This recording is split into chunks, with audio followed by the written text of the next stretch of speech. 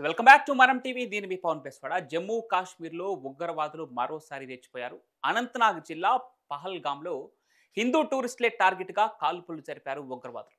అయితే ఈ ఘటనలో దాదాపు ఇప్పటికే 29 మంది 28 మంది చనిపోయినట్లు వార్తలు వస్తున్నాయి. ఎంతో అధికారికంగా ప్రకటిస్తూనే ఉన్నారు అక్కడ ఆఫీసర్లు. ఇక మరోపక్క 20 మందికి పైగా తీవ్రంగా గాయపడ్డారు. ఇప్పుడు వాళ్ళు ఆసుపత్రిలో చికిత్స పొందుతున్నారు. మరోపక్క ఇప్పటికే జమ్మూ కాశ్మీర్ ప్రభుత్వం ఆ గాయపడిన వారికి 2 లక్షల చొప్పున, చనిపోయిన వారికి 10 లక్షల చొప్పున కొంత ఎక్స్‌గ్రేషన్ కూడా ప్రకటించడం మనం చూస్తున్నాం. ఇక కొంతమంది పరిస్థితి ఇప్పటికే సీరియస్‌గా ఉంది. ఇక ఈ ఉగ్రదాడి కేవలం ప్రాణ నష్టాన్ని మాత్రమే కాదు, ఎన్నో హృదయ విదారక ఘటనలకు సాక్ష్యంగా నిలిచింది. ఎన్నో కుటుంబాలు విచ్ఛిన్నమయ్యాయి.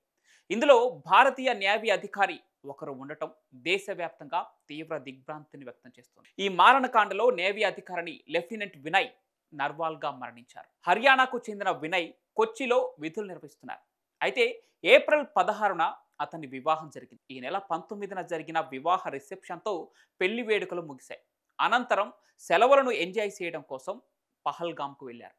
పెళ్లైన 6 రోజులకే ఈ ఉగ్రదాడి రూపంలో మృత్యు కబలించడంతో ఆ ఇంట విషాద ఛాయలు అలుముకున్నాయి.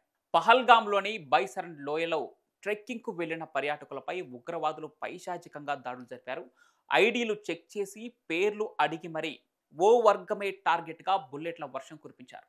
మరోవైపు కర్ణాటకలోని షిమోగాకు చెందిన మంజునాథ్, పల్లవి తమ కుమారుడు అభిజయ్తో కలిసి కశ్మీర్ పర్యటనలో భాగంగా పహల్గామ్ సందర్శనకు వెళ్లారు.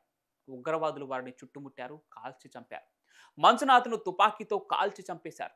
ఈ దారుణ ఘటన గురించి వివరిస్తూ మృతుని భార్య పల్లవి కన్నీరు మున్నీరైంది.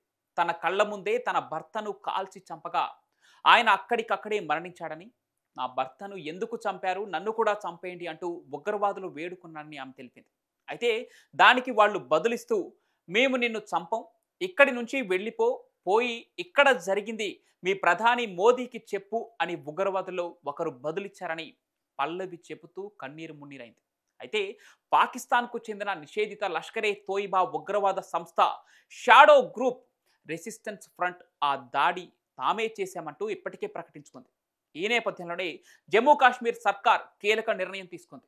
ఉగ్రదాడిలో మృతి చెందిన కుటుంబాలకు ఇందాక మనం చెప్పినట్టుగా రాష్ట్ర ప్రభుత్వం తరఫున 10 లక్షలు ఎక్స్‌గ్రేషియా ఇవ్వనట్లు ప్రకటించింది. అదేవిధంగా గాయపడిన వారికి ఇందాక మనం మాట్లాడుకున్నట్టుగా 2 లక్షలు, స్వల్పంగా గాయాలైన వారికి ₹1,00,000 చొప్పున ఎక్స్‌గ్రేషన్ అయితే ఇప్పటికే ప్రభుత్వం ప్రకటించింది.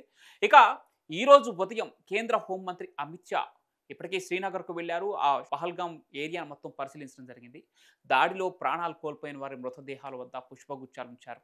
అనంతరం ఉన్నత స్థాయి అధికారులతో సమావేశం నిర్వహించి ఉగ్రదాడికి సంబంధించి పలు కీలక విషయాలను అడిగి తెలుసుకున్నారు హోంశాఖ మంత్రి. ఇక కాల్పులు జరిపిన ప్రదేశాన్ని పరిశీలించారు.